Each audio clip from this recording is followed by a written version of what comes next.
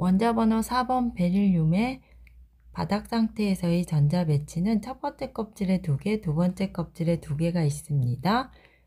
화학결합에 참가하는 체외각 껍질의 전자 2개가 s 오비탈에 함께 있어서 전자 하나가 주위로부터 에너지를 흡수해서 전이 되어 p 오비탈로 옮겨가는 들뜬 상태가 됩니다. 베릴리엄 플로라이드의 양쪽 결합은 길이와 세기가 같은 동일 결합이기 때문에 S와 P 오비탈로는 참여할 수가 없습니다. 그래서 이 두 오비탈을 섞고 나눈 후에 SP 오비탈 2개를 양쪽에서 플로린의 홀 전자의 P 오비탈과 함께 시그마 결합을 이룹니다. 공유 전자 쌍은 서로 멀리 떨어져 있기 위해서 반대편으로 이동해서 180도를 이루고 그래서 선형 분자 기하가 됩니다. 수소는 s 오비탈로 참여하네요. 원자과 전자가 2개뿐인 베릴륨은 2개만 공유 결합에 참여시킬 수 있어서 옥텟 규칙을 따르지 않고 이 상태로 안정한 상태가 됩니다. 중심 원자 베릴륨의 전자 영역이 2개라서 전자 하나를 p 오비탈로 옮긴 후 s와 p 오비탈 2개를 혼성화 하이브리다이제이션 해서 sp 오비탈 2개를 만들어 공유 결합에 참여합니다. VS-EPR에 따라 두 전자쌍 간의 반발력이 최소인 180도를 이루기 때문에 직선형 리니어 기하 구조가 됩니다. 원자과 전자가 3개뿐인 보론도 공유 결합에 3개만 참여시킬 수 있기 때문에 옥텟 규칙을 따르지 않고 이 상태로 안정한 상태가 됩니다. 중심 원자 보론의 전자 영역이 3개이기 때문에 s 오비탈의 전자 하나를 p 오비탈에 옮겨서 spp 오비탈 3개를 섞어서 하이브리다이제이션 혼성화한 후에 sp2 오비탈 3개를 만들어 공유 결합에 참여합니다.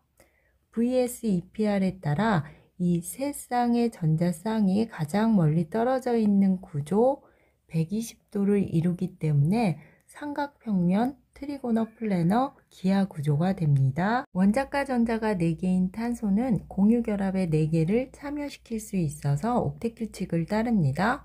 중심 원자 탄소의 전자 영역이 4개이기 때문에 전자 하나를 p 오비탈로 옮긴 후 spp 오비탈 4개를 섞어서 하이브리다이제이션 혼성화한 후에 sp3 오비탈 4개로 공유 결합에 참여합니다.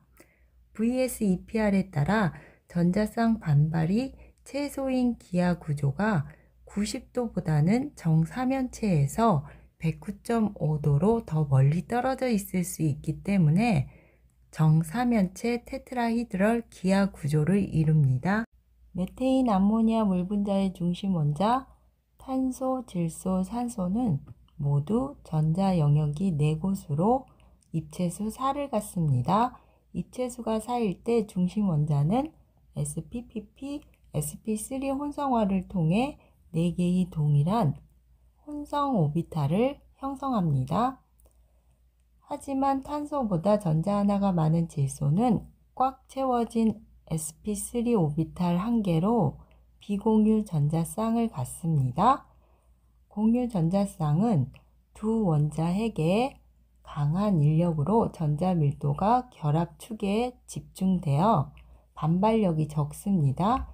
하지만 비공유 전자쌍은 한 원자 핵으로부터 인력만 작용하기 때문에 공간을 더 넓게 차지하려는 경향성이 커서 더 큰 반발력으로 공유 전자쌍의 결합각을 줄입니다. 산소는 2개니까요. 비공유 전자쌍이 더 줄고요. 그래서 분자 구조가 정사면체, 삼각뿔, 구분형이 됩니다. 4개의 싱글 본드를 갖는 탄소는 sp3입니다. 한 개의 이중결합을 갖는 탄소의 전자 영역이 세 곳이기 때문에 spp 3개의 오비탈을 섞어서 동일한 혼성 오비탈 sp2 3개로 결합에 참여합니다.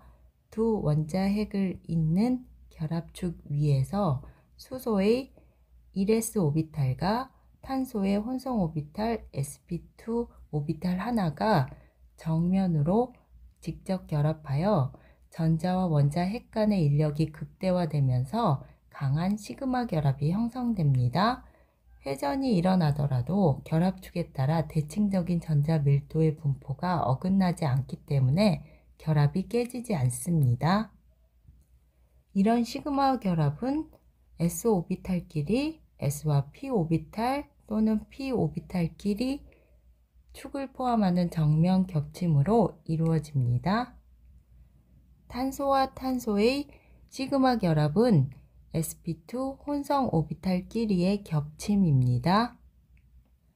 혼성에 참여하지 않은 p 오비탈은 결합축 위아래에서 측면으로 겹쳐 약한 파이 결합이 됩니다. 트리플 본드를 갖는 탄소의 전자 영역이 두 곳이기 때문에 sp2 오비탈을 섞어서 동일한 혼성 오비탈 sp 2개의 오비탈로 결합에 참여합니다.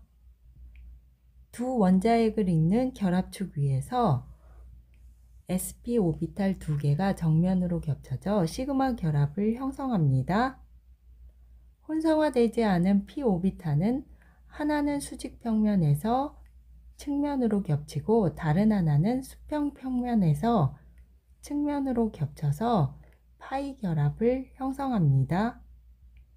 삼중결합 가진 분자는 높은 에너지를 가진 불포화 상태이므로 첨가 반응에 의해서 더 안정한 이중결합 또는 단일결합으로 변환됩니다. 혼성 오비탈 종류를 알기 위해서는 각 원자의 원자가 전자를 표시합니다. 탄소는 4개, 질소는 5개고요. 산소는 6개, 그 다음은 전자 구역을 표시합니다. 4개고요.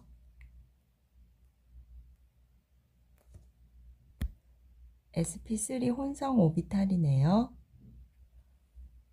질소는 3개고요. 산소도 3개, 탄소도 3개고 산소도 3개가 되네요.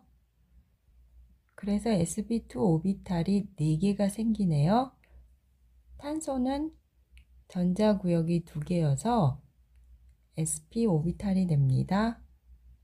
펩타이드 결합은 하나의 루이스 구조로 나타낼 수 없습니다. 이런 구조를 레조넌스 스트럭처 공명 구조라고 하고 구조식 사이의 양방향 화살표를 사용하여 나타냅니다.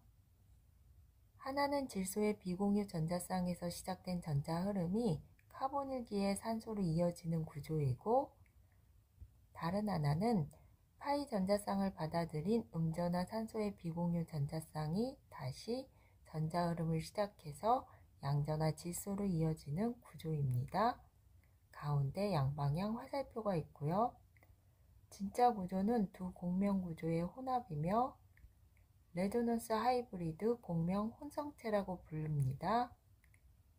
단일 결합과 이중 결합의 중간 정도인 1.3중 결합 길이를 갖습니다. 이런 펩타이드의 부분적 이중 결합은 회전을 어렵게 하기 때문에 단백질의 안정한 골격 구조를 이루게 합니다. 일반적으로 질소는 sp3 혼성화로 입체 구조를 갖습니다. 하지만 펩타이드 결합의 질소는 전자 하나를 p 오비탈로 보내고 sp2 혼성화로 6개의 원자들이 모두 한 평면 위에 있게 됩니다. 전자 이동이 자유로운 p 오비탈의 비공유 전자쌍은 카본일기의 파이 결합과 공명에 참여하여 전자를 비편제화시킵니다. 이로 인해 펩타이드 결합은 안정적이고 회전이 제한된 평면 구조를 유지할 수 있게 됩니다.